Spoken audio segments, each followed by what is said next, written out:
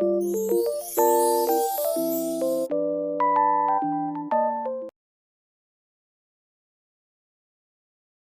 I be the asshole for dumping my girlfriend after she ignored my calls and messages and went clubbing while I was undergoing emergency surgery?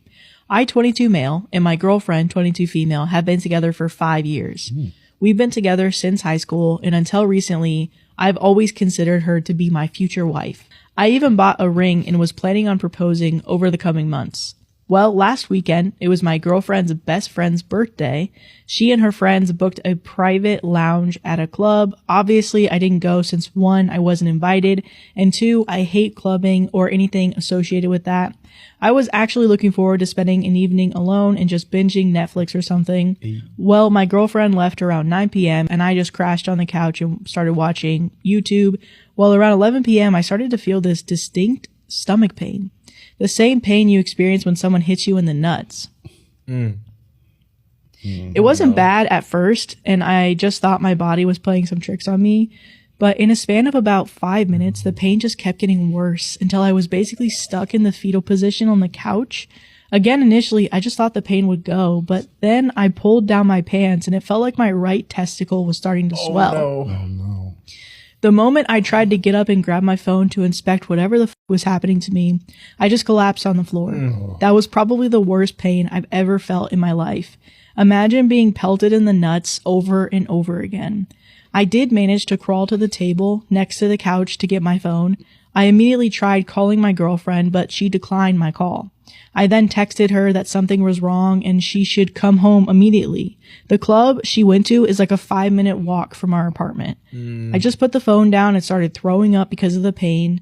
After throwing up for like a minute, it felt like the pain started to cool down a bit, and I grabbed my phone again, and that's when I saw her response. She just replied with a, "What is it?"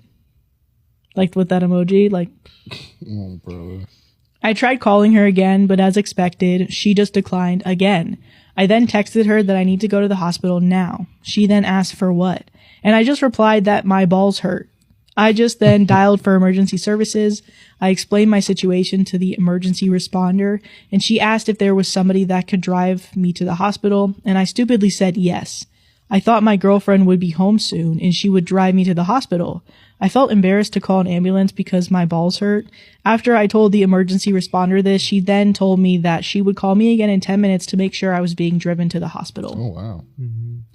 I then put the phone down and went back to vomiting in our carpet. Oh, my gosh. Again, after the pain went away for a bit, I checked my phone and saw that my girlfriend just responded with laughing emojis. I again tried to call her, but as expected, she just declined. She texted me that this wasn't the time to play games, and she then told me that if I texted or called her again, she would block my number. Oh, my God. I tried calling her again, but she declined again, and when I tried calling her a second time, I realized she actually blocked me. Wow.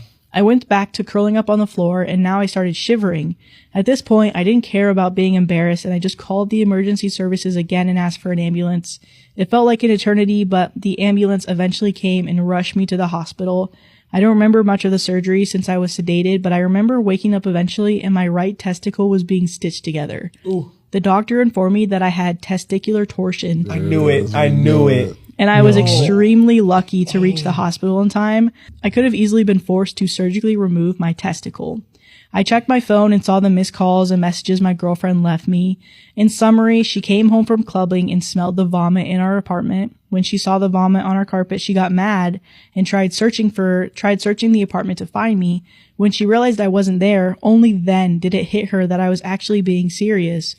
I just texted her in which hospital I was staying in and my room number, and then I went to sleep. I woke up the next morning and saw my girlfriend on the couch next to me. After she woke up, she started bombarding me with apologies. She thought I was joking, that I was trying to ruin the night, etc. I didn't have the energy to argue, so I just kept quiet. I was beyond hurt by what she did, and I wanted to break up with her then and there. Why the fuck would somebody ignore 3 messages where their partner is begging them to come home? Not only that, she stayed in the club until 3 a.m. and didn't even consider going home to check on me. She did stay with me in the hospital for the remaining 2 days I was admitted there and did take good care of me, but I was still beyond pissed at her. Ever since coming home yesterday, I've been wanting to dump her. But at the same time, I feel like she genuinely thought I was joking and made a mistake. I feel conflicted and I don't know how to proceed in this situation. Would I be the asshole if I dumped her? Am I overreacting? And then edit just to clarify, no, I never had an issue with her going out in the first place or have ever pulled pranks for her to come home from a night out. Am I the asshole? My husband did shrooms once, and I don't know if our marriage will survive. Original post was from May 13, 2024. I thought we had the best marriage. I thought we were the lucky ones. It wasn't perfect, but it was really, really great. I say that all the time, guys. Stop. I never worried about other women because I had thought what we had was strong enough that other people don't matter. He is very cute, and cute women have flirted with him right in front of me before, and it didn't bother me because I knew that his heart was with me. Well, he did shrooms about 3 months ago, and he loved it. He said it changed his life. He said he understands now that everything in the universe is exactly how it's supposed to be. Everything is going to be okay, and nothing matters. He said he could see me in the way that he has never seen me before. He cried with me on the couch and shot love beams into my heart. I thought we were growing closer. He has been talking about how much more he loves everyone he interacts with on a daily basis. His friends, his difficult coworkers. It all sounded platonic to me, and I assumed his love for me was still special and unique.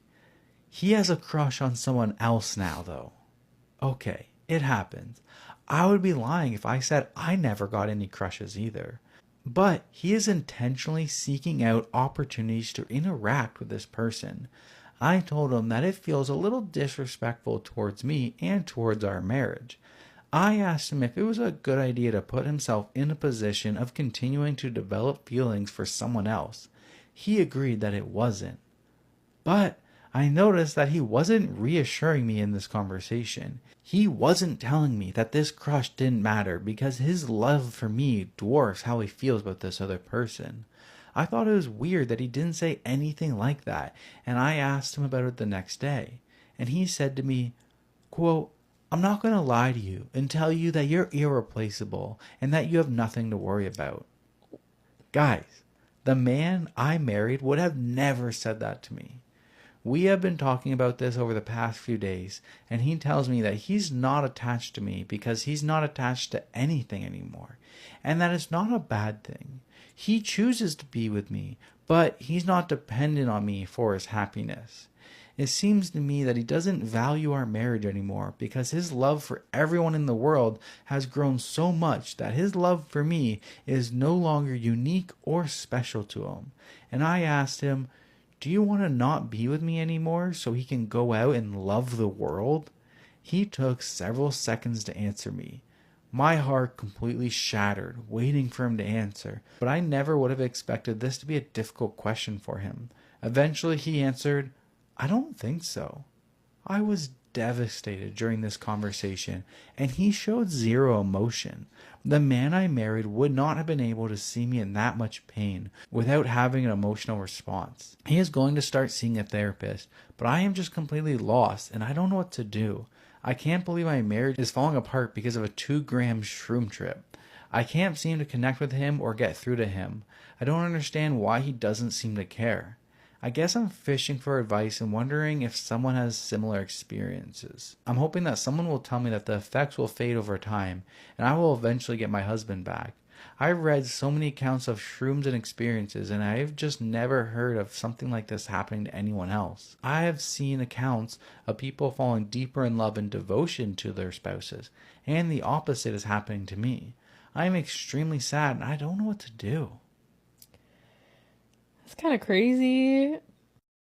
Am I wrong for telling my husband that any money I earned prior to marriage is my money? I am currently a full-time mom to 2 kids. Prior to having kids, I had a successful career and saved a significant amount of my earnings to provide me flexibility in the future in case I wanted to take some time off to raise my kids. Before we got married, my husband and I agreed to a prenup which listed our individual assets and liabilities because I had some savings whereas he did not. As a kid of immigrant parents who both had to work full-time to provide me a middle-class upbringing, I worked hard to save what I could to give back to them and to be able to be more present for my future children. From time to time, my husband and I argue about spending patterns because we have a difference in opinion about money. He calls me cheap and I think I'm being thrifty. Example, reusing clean paper towels after drying, eating and freezing leftovers over several days to minimize waste, not wasting so much electricity on air conditioning, cutting or opening up a toothpaste roll or shampoo bottle to get the last bit out, donating and recycling instead of throwing things out in the garbage, etc. By the way, I don't force him to do any of these specific things and it's just stuff I grew up doing.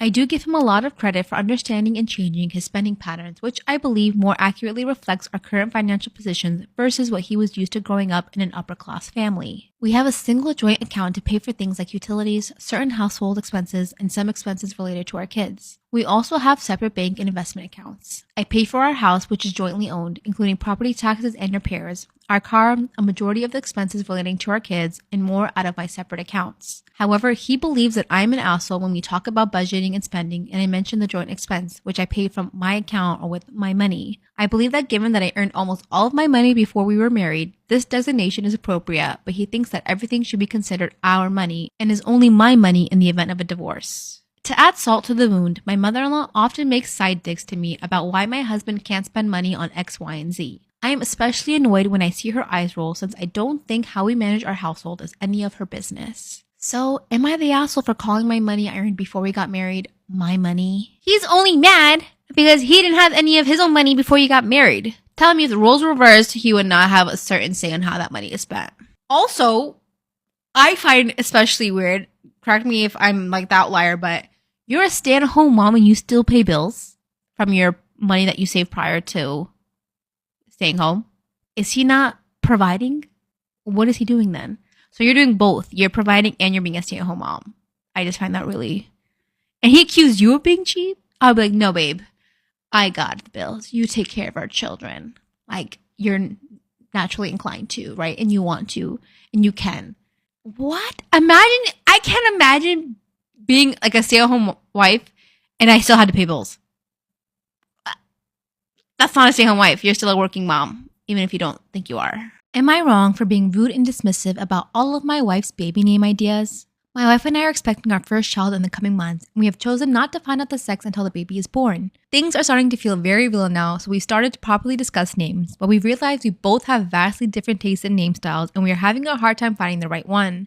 My wife likes names that are out there and unique, but I find these names tacky and silly and would prefer a better known, more traditional name. Last night, she showed me a short list she had put together and thought I might like. The names on the list were girls: Fern, Phoenix, Rhodes, Fawn, Brixton, and Kinley. For boys, it's Spark, Diesel, Quincy, Phoenix, Buck, and Fox. These names are tamer than what she suggested before, but I told her they didn't feel right. I suggested ideas of Rose instead of Rhodes, Felix instead of Phoenix, Butchanan instead of Buck. What's Butchanan? Butchanan? I've never heard of that. I finally snapped when she suggested Zoomer. I asked if she was serious and said it was a stupid name. She asked what my problem was and why I was so dismissive of all of her ideas and shooting down all the names she likes. I told her we were naming a child and not a dog, and that names can have a huge impact on the child. I said I don't want my kid to be bullied or taken less seriously because they have a ridiculous name. She told me I was rude and that I was a bully for making her feel unsupported. She started crying and went to bed. I decided to give her some time and space, so waited until she was sleeping to go back to bed. I feel bad about coming at her the way I did, but I also feel it needed to be said. When she got back, I explained my concerns and apologized for how I reacted previously. She explained that she has a very common name and there were always multiples in school, and she doesn't want that for our child. I very rarely experience this, so can't really comment on how it feels. We decided to look into the app everyone is talking about and to explore our family tree to see if there are any names we both like. Many people have asked to see some of the names that I liked, so here goes. Boy: Oscar, Garrett, William, Benjamin, and Edward. And for girls, Matilda, Elizabeth, Catherine, Lois, and Harriet. My ex ghosted me, so I found a way he'll have to see my face every day. This was a while ago, and I'm over him now, but about 2 years ago, I dated a coworker. I know that now that was a mistake. I was barely in my 20s when this happened. We started as friends and hung in the same circles until we couldn't deny the attraction anymore. A couple months into dating, we were planning on moving in together and maybe even getting married one day. We were inseparable and he was so affectionate with his words and actions. But then I got a promotion that required me to go out of state. We decided to do long distance for a while, and I would keep a lot of my stuff at his place until I moved back. Then we would live together. Unfortunately, a month into long distance, he ghosted me. There was no indication that things were going wrong, so I was devastated and blindsided. I had never been in a relationship before, so he was my first heartbreak. But the most annoying part was that he refused to acknowledge my existence as just friends. We were in similar group chats and he would just skip over my comments. He would go out of town when I came in town and he would get mad at me for hanging out with our mutual friends. I found this out through the grapevine. It was one of the few things I knew about him after the breakup. Eventually I moved on and met someone new, but I was still very hurt that someone who I once considered a great friend would just cut me out of my life for no reason. So here's where the petty revenge comes in. We have a company homepage that shows different slides of employees doing things like receiving awards or special events. The homepage plays on the TV screens at work as well as the computers. One day, the company sent an email asking for pictures with a prompt, so I chose the prettiest picture of myself I could find with a nice fluffy paragraph to go with it. Now, the ex that ghosted me has to see my face every time he walks into work and opens his computer. A revenge a year in the making.